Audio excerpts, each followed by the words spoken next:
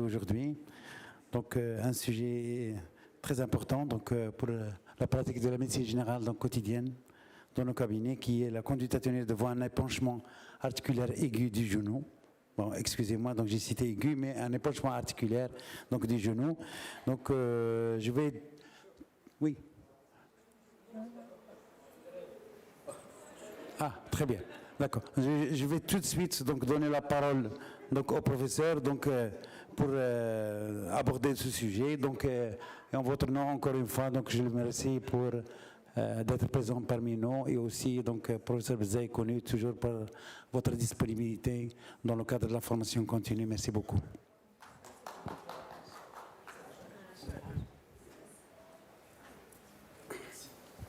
Merci beaucoup, cher ami.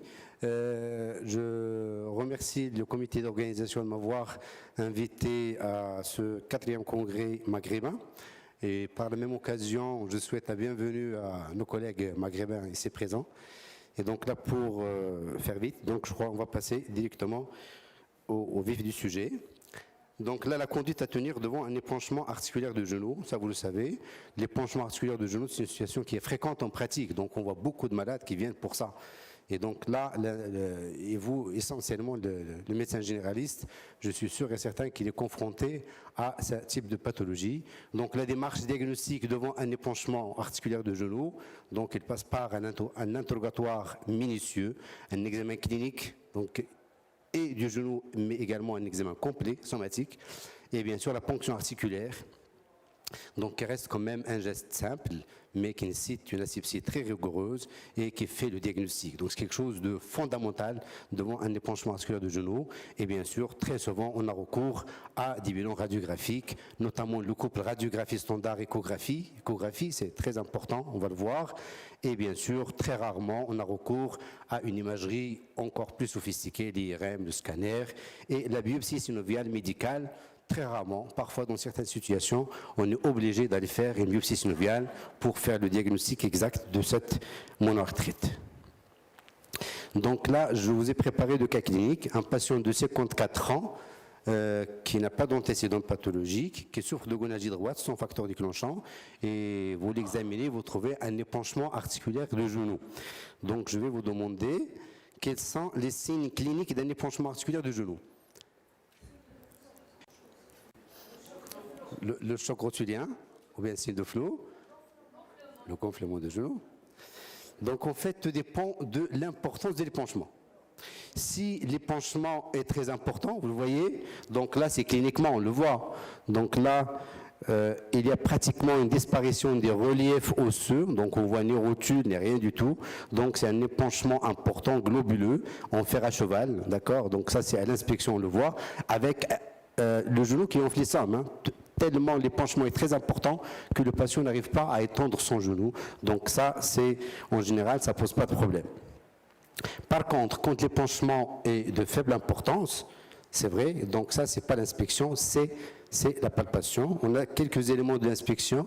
Normalement, vous voyez, donc il y a des méplats, des petites dépressions à ce niveau-là. Les méplats rotuliens, parfois on trouve un comblement de ces méplats rotuliens, c'est ce qui dit qu'il y a un petit épanchement. Mais très souvent, quand l'épanchement est modéré, c'est l'examen clinique, c'est la palpation, justement pour chercher le signe de choc rotulien.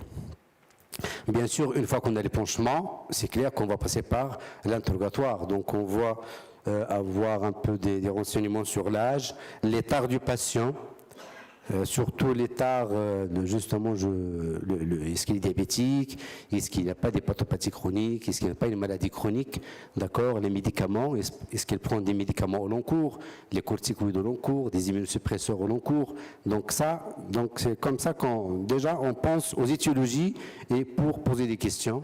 Est-ce qu'il y a un traumatisme, le sport qu'il pratique, sa profession. Il y a des gens les carleurs, qui travaillent genou fléchi, donc ils peuvent faire des choses, par exemple une bursite de genou. Et bien sûr, un peu voir les caractéristiques de la douleur. Est-ce qu'elle est mécanique ou inflammatoire? Le mode d'apparition, est-ce qu'elle est aiguë ou chronique? L'intensité, bien sûr, évaluer l'intensité de la douleur par l'échelle visuelle analogique de la douleur, hein, pour avoir une idée. Et bien sûr, se renseigner, est-ce qu'il n'y a pas eu une infiltration dans les jours qui ont précédé cet épanchement? Et bien sûr, il faut surtout ça, chercher les signes extra-articulaires. C'est ça qui va vous orienter vers l'étiologie de l'arthrite. D'accord? Par exemple, est-ce qu'il y a une fièvre? Est-ce qu'il y a des frissons? Est-ce qu'il y a une atteinte axiale? C'est-à-dire donc, est-ce qu'il y a des rachialgies, des lombalgies inflammatoires, par exemple, des douleurs fessières, des fessalgies inflammatoires, des thalalgies, vous voyez? Donc tout ça, c'est-à-dire on réfléchit un peu aux différentes étiologies. Le tube digestif, est-ce qu'il n'y a pas de diarrhée chronique? D'accord? La peau, est-ce qu'il n'y a pas de psoriasis, par exemple? Est-ce qu'il n'y a pas de signe cutané de vascularite, de connexivite? Une aphthose bipolaire, des douleurs abdominales, et je passe. Donc, vraiment, l'interrogatoire est l'étape la plus importante. C'est là, si on fait un bon interrogatoire, on peut déjà s'orienter vers l'étiologie de cet épanchement articulaire. Et bien sûr, l'examen clinique, on va examiner le genou. La douleur, on a dit, parfois tellement, quand l'épanchement est tellement important, la douleur est spontanée, hein, sans le toucher et la mal. Mais surtout, on va avoir une douleur à la mobilisation, à la pression, la chaleur et la rougeur en fonction de l'intensité de l'inflammation, on va les avoir. Et le gonflement, on a dit, parfois il est visible, mais surtout, il faut le palper et il faut le mesurer. Donc, on fait le périmètre, on va faire mesurer le périmètre quadricipital. Donc à partir du bord supérieur de la rotule, vous mesurez 10-15 cm et vous mesurez des deux côtés pour voir justement le diamètre à combien.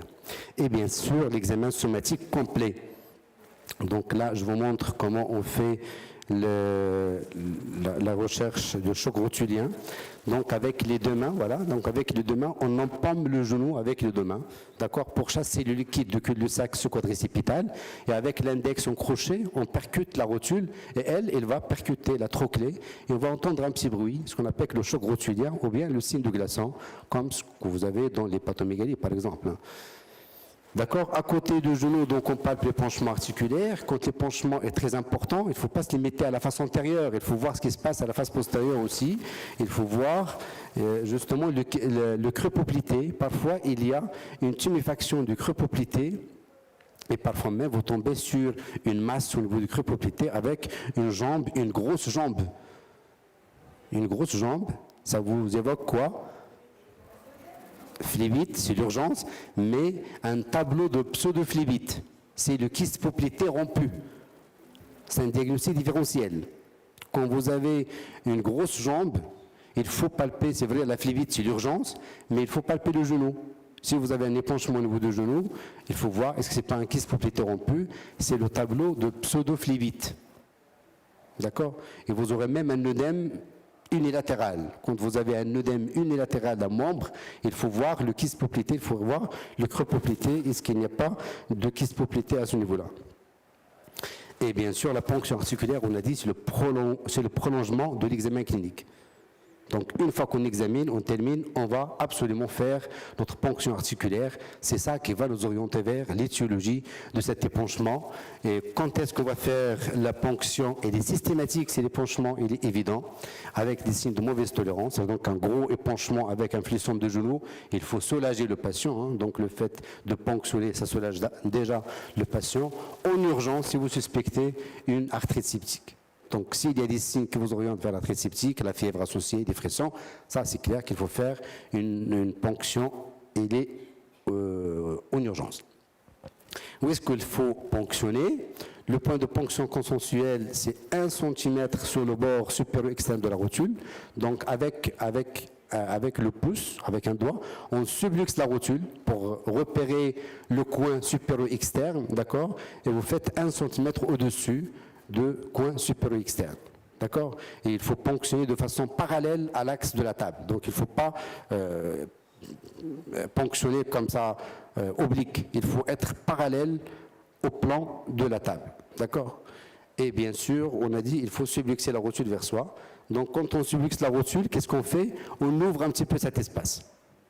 Quand on subluxe la rotule, on ouvre cet espace fémoro-patellaire. Hein. D'accord? Est-ce que vous faites des ponctions articulaires?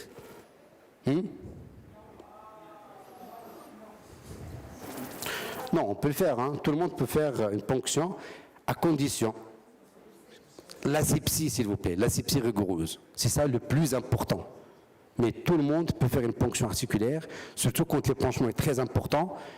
C'est facile, ce n'est pas un geste difficile. Mais attention à l'asepsie rigoureuse. Hein. L'aiguille verte, hein, en général, on va voir. Comment? Là, le protocole de désinfection, il faut désinfecter. Quand une fois vous avez repéré votre point de ponction, il faut commencer la désinfection à partir de ce point et aller de façon centrifuge. Il ne faut pas revenir au point de ponction. D'accord? Donc, en général, moi, je fais 5 compresses. Donc, vraiment, je badigeonne bien et une large surface. Donc, il faut vraiment désinfecter de façon plus large. Bien sûr, il faut une table d'examen. On ne ponctionne pas sur patient sur une chaise. Il faut que le patient soit en décubitus dorsal. D'accord? Et bien sûr, il faut qu'il y ait un laboratoire d'analyse à côté. Donc, si jamais vous êtes dans une ville où il n'y a pas de laboratoire qui fait ça, ça ne sert à rien de ponctionner un liquide et de le jeter. Donc, chaque fois que vous ponctionnez, il faut analyser le liquide. On va voir qu'est-ce qu'il faut chercher dans ce liquide-là. Voilà, donc on a besoin donc, de trucs simples, hein, de la bétadine, bien sûr, les compresses, une seringue, une aiguille verte en général, une paire de gants stériles. Donc ça, il y a beaucoup de controverses sur les gants stériles. Hein. Est-ce qu'on utilise ou non? On peut ne pas les utiliser, si vous voulez, mais il faut bien laver les mains. Bien laver vos mains. Donc là, on fait les ponctions avec sous échographie. Donc là, voilà une sonde d'échographie avec un film alimentaire et on badigeonne.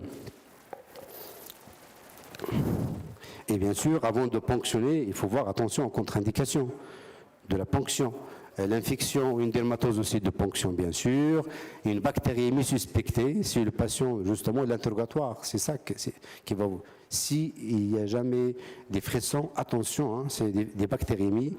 Attention, si on injecte, on peut être un peu traumatique et on passe le germe dans l'articulation.